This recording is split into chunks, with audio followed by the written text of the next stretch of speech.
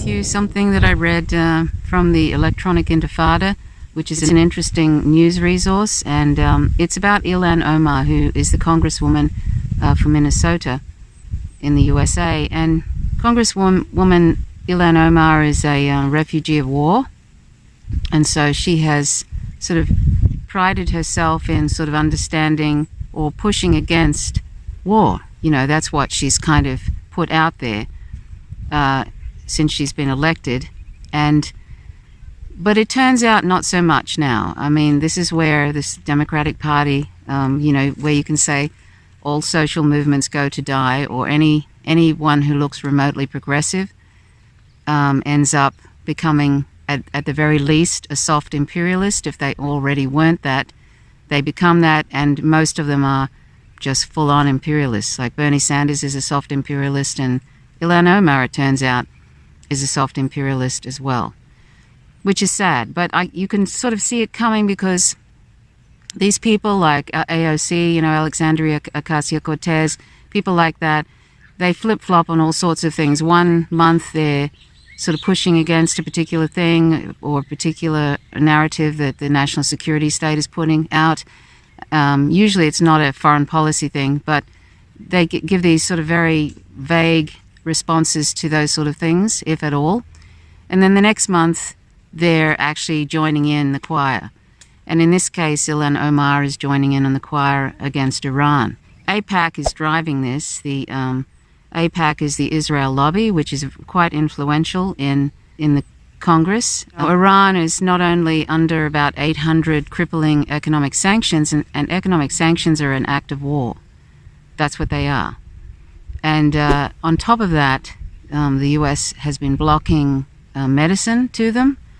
And now Ilhan Omar is backing the Israel lobby's campaign against Iran in relation to the arms embargo. And Ilhan Omar used to be a target of AIPAC because she was just speaking some truths about AIPAC and about the Israel lobby and about some issues relating to that. And AIPAC started to do their Hasbro thing and try and rip it down. And you only have to look in her comments section on Twitter, the reply section, to see the full-on Islamophobia in that thread. And I'd say that a certain amount of that would be Hasbro trying to just basically sort of ad hominem attacks continuously on her, because she's a Muslim woman, and she's had the courage to speak out against AIPAC. But AIPAC has managed to fold her into their nonsense, their dangerous nonsense now. I don't know if she's realized that she's not long for the Democratic Party if she doesn't join the Hasbro choir, or at least if she doesn't join in and do the bidding of AIPAC. And that just shows how powerful. I mean, the Israel lobby boasted publicly online that they helped bring down Jeremy Corbyn in the UK. And within the Labour Party, there was a number of people working in the Labour Party trying to bring down Jeremy Corbyn. And part of that, bringing him down, was this false claim that he was anti-Semitic. Why did they say he was anti-Semitic? Because he was calling out the apartheid state of Israel and speaking about the rights of Palestinians to have equal rights. To call Israel an apartheid state is being very soft and kind to them indeed. Israel is much worse than South Africa was at the height of apartheid. So the letter that Ilhan Omar signed, which AIPAC wanted her and others to sign, asserts that, quote, Iran's illicit transfers of weapons directly contribute to some of the most destabilizing threats to the United States and our partners in the Middle East, such as Israel and the Gulf states. The letter also calls for sanctions against Ismail Ghani, the Iranian general who replaced Qasem Soleimani, and Qasem Soleimani was the general, a high-profile general, very revered in Iran, and he was assassinated by Donald Trump. So Ismail Ghani, the Iranian general who replaced Qasem Soleimani as head of the country's Revolutionary Guard, General Soleimani was extrajudicially executed in an American air attack on his convoy in Iraq in January. So Soleimani at that time was on a mission to promote peaceful rapprochement among regional powers. At the time, he was killed, according to Iraq's prime minister. Under Soleimani's military leadership, Iran played a key role in defeating ISIS as well as al-Qaeda-linked groups in Iraq and Syria. This is a article by Ali Abu Nima. You should follow him on Twitter. He's got great insight, and he regularly writes for the electronicintifada.net. In this article, he shows how she has regularly on Twitter, she said things like sanctions haven't worked in North Korea, sanctions haven't worked in Iran, sanctions haven't worked in Cuba. It's time Congress rethinks the human rights and geographical impacts of our sanctions. That's what she wrote in April 23, 2020. And according to AIPAC, Omar is among almost 400 of the 435 members of the House of Representatives, demonstrating that despite some erosion in its influence, especially among Democrats, AIPAC can still pull its weight. Well, it's certainly the Israel lobby is so desperate to keep the narrative that Israel is some kind of victim and Palestinians are all vermin and terrorists. I mean, that's what they literally put out. And anybody who speaks out for Palestinian rights, the right just to be treated as equal citizens and not just killed in nonviolent protests and all the awful, horrific things that are done to Palestinians. Just check out the 7 programs that Avi Martin from the Empire Files has done on Israel and Palestine, and you'll see why they're so desperate to keep the narrative going that Israel is some kind of victim and that what they're doing is just fine and that we should all support it. And they have most of the support of Congress. That's why Israel actually gets to dictate to the Congress in many ways foreign policy. And as Joe Biden said many years ago, if Israel didn't exist, they would have to invent something like Israel, because they use Israel to help them with their foreign policy pursuits of hegemony in the region and controlling the region. And also Israel benefits from an expansion of its borders and also just being allowed to illegally settle on Palestinian land till there's hardly anything left. And Israel wants to expand its borders. So it's a sort of they have a symbiotic relationship, the U.S. The Israel does proxy wars for the U.S., and the U.S. gives them, I think it's $10.5 million of military aid every single day so that they can keep this awful oppression of Palestinians going and expand their borders and everything. They're so far to the right, there needs to be a new definition. And they just keep going further and further to the right, which is something that a lot of governments seem to be doing at the moment. They're not even middle anymore. They're just lurching further and further to the right. And in the case of the U.S., it's very similar in some ways to Israel. It's not as overt, probably, but it's similar in that it's lurching to the right. And with Donald Trump, that's escalating. And if he gets in again, which is most likely because of such a poor candidate like Joe Biden, it will probably fast become an authoritarian state and a neo-fascist sort of a state. It's kind of frightening, really. But anyway, so it talks here about how AIPAC waged war on Senator Bernie Sanders. Ilhan Omar endorsed Sanders, which probably didn't go down well with AIPAC. And then, because Sanders was actually talking about, he actually started to get a little bit of a spine, no offense to invertebrates, about the rights of Palestinians. He actually said in one of his debates, that the United States needs to be pro-Palestinian, which is almost unheard of that anybody actually says that, from the Democratic Party anyway, because they're so much in the pockets of AIPAC.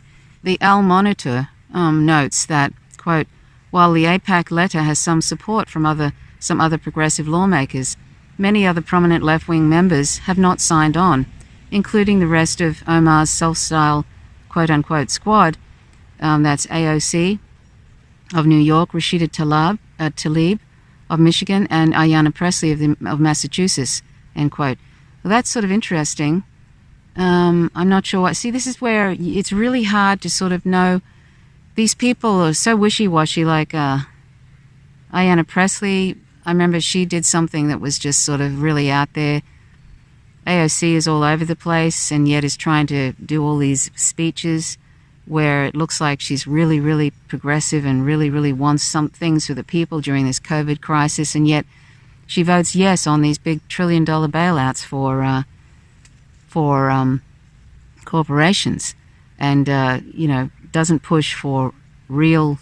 She just keeps voting for these poor bills that are during this coronavirus crisis. The lesson in this, of course, once again, I'm not sure how many lessons people need about the Democratic Party, but it's just, the thing is that all these different, anybody who is elected and is within the Democratic Party is at best going to be morally inconsistent about foreign policy and about a whole host of things. But that's one thing you can be most certain of, that they're going to be at best soft imperialists. And Ilhan Omar has just demonstrated this, picking on a country with 80 million people that is having a crisis of a pandemic, and then signing letters, sort of the economic sanctions that are already on them. They're already suffering with the pandemic, and then they've got the 800 economic sanctions. Then they've got U.S. warships in the Persian Gulf, sort of looking for an excuse. It's just appalling, and this just goes on. And I really have said before in my podcast that I feel like when Donald Trump gets back in, that by the time it comes to January 2021, he's probably going to invade Iran. That's something that they want him to do, and he doesn't care. I think he just goes with whatever the big donors want, and the big donor in this case is Sheldon Adelson, who is a major pro-Israel. He's totally on board with, he'd love to see the end of Iran, like he'd love to see it invaded and destroyed, and Israel would love to see Iran invaded and destroyed. And so Donald Trump can go ahead and do that. He will. And I feel like that's what's going to happen when he gets elected. It won't be long after that. It seems like every January, just after New Year's, that he's threatening war with some country, whether it's DPRK or Iran. It's just sort of, it just goes on, and it's always in January that he does stuff like that, sort of really amps it up. Ali Abunimah says that her office added that her signature does not mean she, quote, supports Secretary of State Mike Pompeo's tactics, or that her position on sanctions has changed, or that she is not in support of the nuclear deal. It was just a narrow ask that we couldn't find anything wrong with, end quote. And Ali Abunimah says it is remarkably naive of such a usually astute politician to think such purported nuances will cut any ice.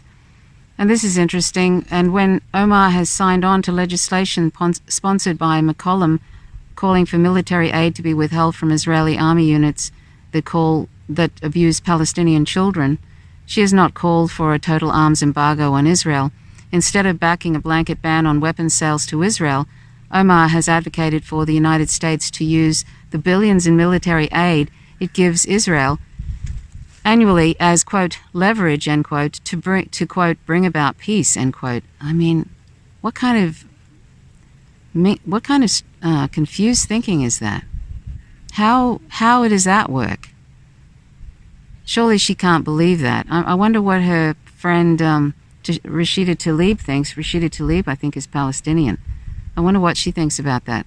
It says Omar does, however, support the Palestinian-led grassroots boycott, divestment and sanctions movement to pressure Israel to end its abuses. To her credit, Omar has also been a strong critic of the US-backed Saudi-led war on Yemen. Well, I hope so, since there's been a genocide going on for years now. And when COVID-19, really takes hold in Yemen, it's just going to be awful. In February 2019, Omar signed a letter condemning how US weapons supplied to Saudi Arabia and the United Arab Emirates have ended up in the hands of al-Qaeda-linked groups in Yemen. He's posted a few tweets there, and I'll leave a link to this so that you can sort of have a look at it yourself. Yet the AIPAC letter signed by Omar implicitly supports the ongoing war in Yemen. it asserts that Iran, quote, routinely violates, end quote, the UN-imposed arms embargo, quote, particularly in Syria, Iraq, and Yemen, end quote. Alleged Iranian influence in Yemen is one of the main justifications for the ongoing war.